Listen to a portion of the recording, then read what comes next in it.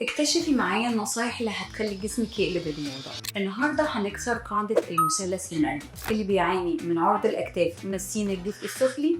بس متقلقوش، في الفيديو ده هيعلمكم ازاي وايه تلبسوا عشان توازنوا جسمكم، وعن ايه تبتعدوا عنه عشان ما تكبروا المنطقة الخطأ. مين من المشاهير اللي جسمهم زيكم؟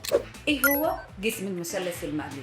يعني أكتاف أوسع من الرئة. الجزء العلوي من الجسم بيكون بارز أكتر. ركزي إن هدفك هو تصغير الكتف وتكبير المنطقة السفلية عشان التوازن. أول حاجة هنعملها لا للكشكشات، الألوان الفاتحة أو الأقمشة الخشنة لأنها بتضخم الأكتاف، لا للخطوط الأفقية أو تفاصيل كتير من فوق. ألوان غامقة، خطوط طويلة، تفاصيل بسيطة وستايلات كلاسيك زي البلوزات السادة. الجزء السفلي الجيبات الاي لاين، بناطيل واسعة، ألوان فاتحة وطبقات عشان تدي حجم للهب.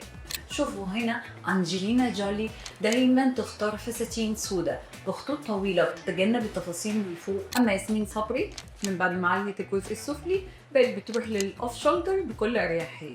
خلاصة الموضوع، ركزي على الأسفل واختاري ألوان بذكاء وانسوا التفاصيل من فوق. افحصوا دولابكم وشوفوا ايه القطع اللي ما بقتش مناسباكي بعد ما عرفتي المعلومات دي.